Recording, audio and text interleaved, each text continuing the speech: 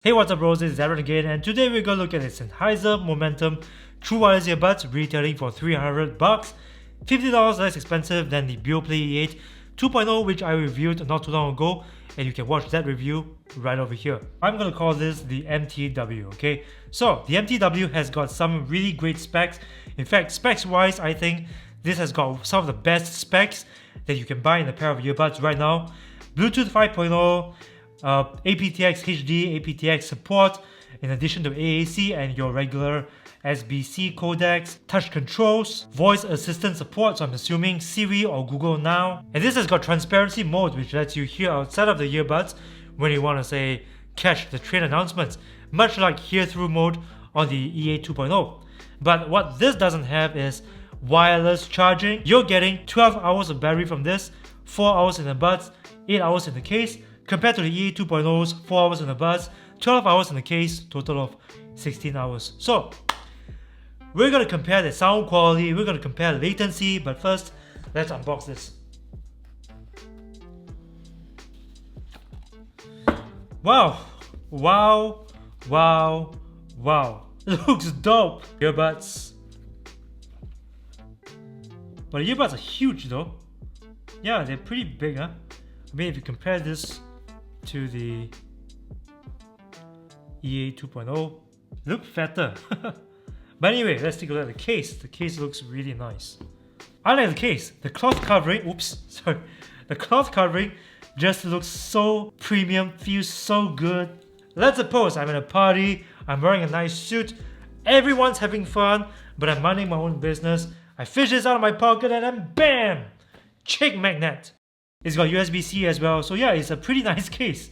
Let's see if it's got that magnetic lock feature. So, yep, the earbuds don't fall out. It locks into place magnetically, so if you tip them over or when you open the case, they won't fall out. Okay, extra tips.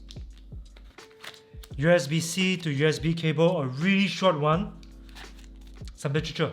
Okay, so let's clear everything aside so that we can begin our sound quality and latency tests, okay? Okay, so I've set this up using the Sennheiser Smart Control app. A few things about the app though. Overall, I think that it's a very clean looking, simple to use app, okay? Overall. But the equalizer settings are sort of weird. Like, you don't get a regular 5 or 10 band equalizer like with most apps with EQ. Rather, it's just one button that you move around to manipulate how much bass and treble you want. I love the way the EQ looks, but I'm not too much in love with the way it works.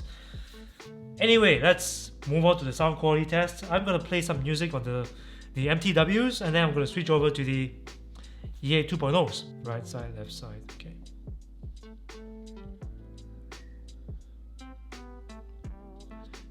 Yeah, they're really light, but I feel that they stick out a little bit more from my ears than the E8 2.0s. Okay, so this is about 50% volume.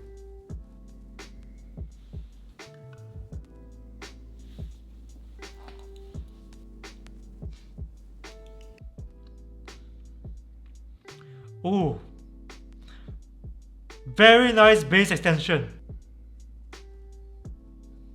Okay, so it's got a very smooth sound, very clear, clean, very clean high registers, smooth bass, tight and punchy in the right places. So it's pretty enjoyable to listen to already. Change the sound.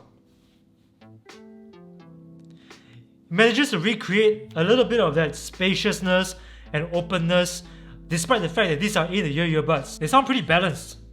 I mean, even the mids are pretty well represented, pretty well put forward, a little bit ahead of the bass and a little bit ahead of the highs as well. So I think overall it's got what I would consider to be a slightly warmer tonality overall. But so far, so good. I like the way it sounds. I think they sound really, really good. Okay, let's switch over to the Beoplay E8 2.0s. I forgot to say this earlier, but I've set both of these earbuds to neutral EQ setting, okay? So, Beoplay E8 2.0, let's go.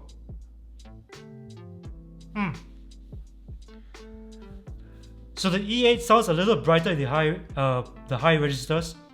The lower frequency is just about as enjoyable as the MTWs, but I feel that MTWs has a little bit more muscle in the upper bass registers. So it feels as though the MTW has more gravitas, more rumble in the lower frequencies, which I really enjoy. I mean, both of these so far, I think they sound pretty similar overall, except for the fact that the high frequencies in these ones sound a little brighter.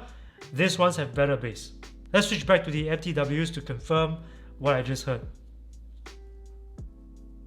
Whew. Oh, the bass. Oh, the bass.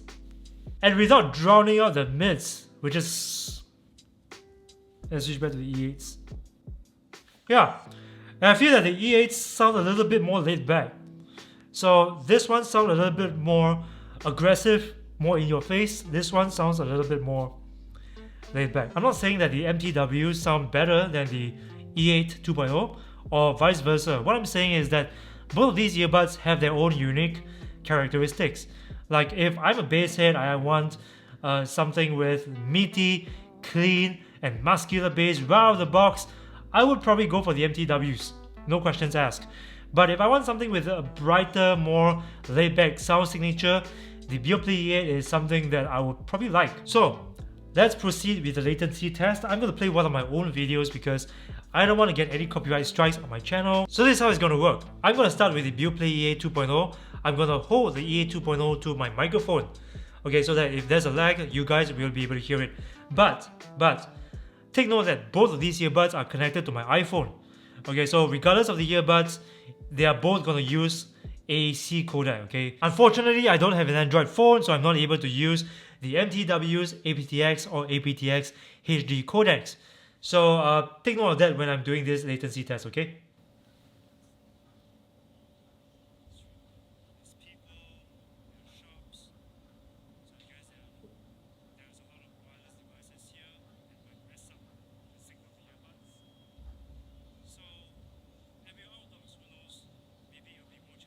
Okay, so there's a little bit of latency there.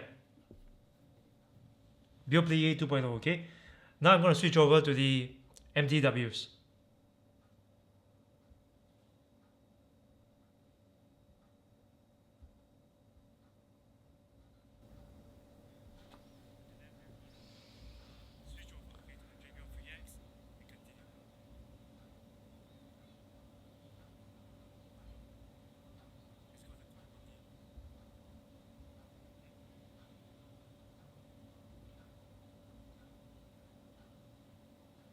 Some signal drops at the very beginning.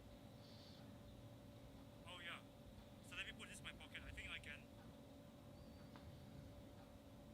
Oh yeah. The signal drops. Really. Okay. There's a little bit of latency too, but it's a little tighter than the E8 2.0. Let me switch back to the E8 2.0 and then we'll give it a try. Okay, let's confirm that.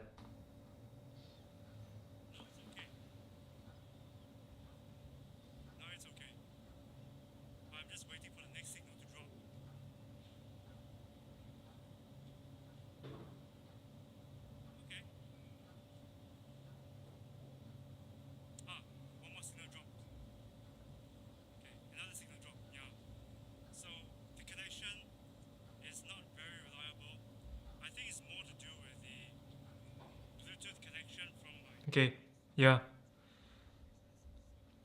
So the MTWs have slightly tighter AV syncing compared to the E8 2.0, despite the fact that both of them use the same AAC codec. Let's do one final confirmation, okay? Let's switch to the MTWs again.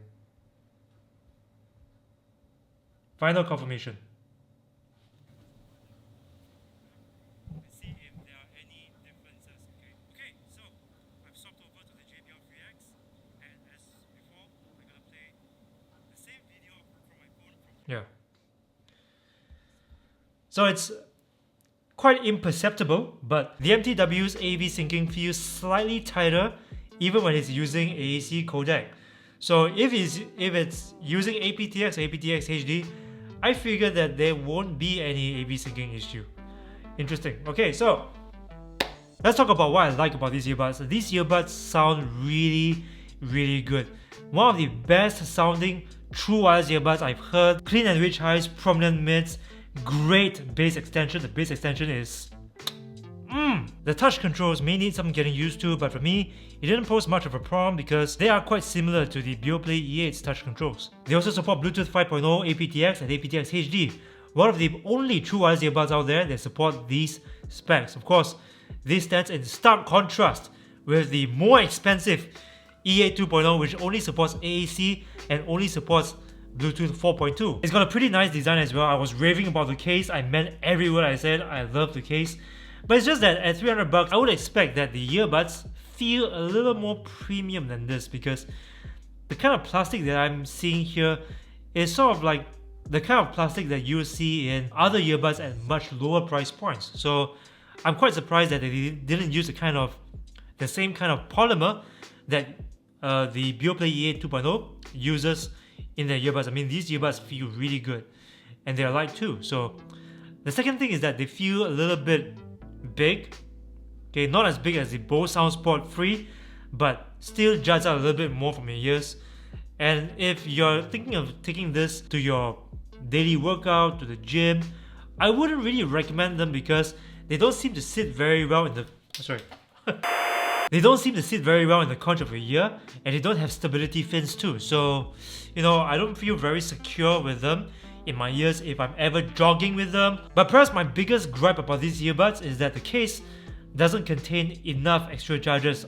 And I said the same thing about the Beoplay E8 2.0 as well. I think that in the year 2019, the cases should at least contain an extra 4 or 5 chargers, especially since these earbuds contain like 4 hours of juice.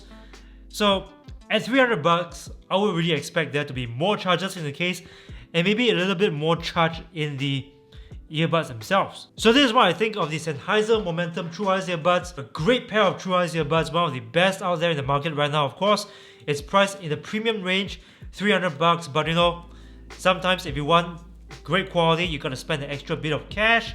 But I wanna know what you guys think. What do you think of the Sennheiser MTWs? Are they worth $300 to you? Do you think they make much more sense than the Beoplay E8 2.0? Tell me in the comment section below, tell me what you think. Thank you guys for watching. My name is Aaron and you're watching Sennheiser Wireless. If you like this video, please punch that like button with a vengeance and share this video with your friends. Subscribe to this channel if you haven't already, and remember to ring the bell to join my notification squad because I upload videos every single week and YouTube will only notify you if you ring this bell, okay? So ring the bell. Thank you guys for watching again and I'll see you in the next video.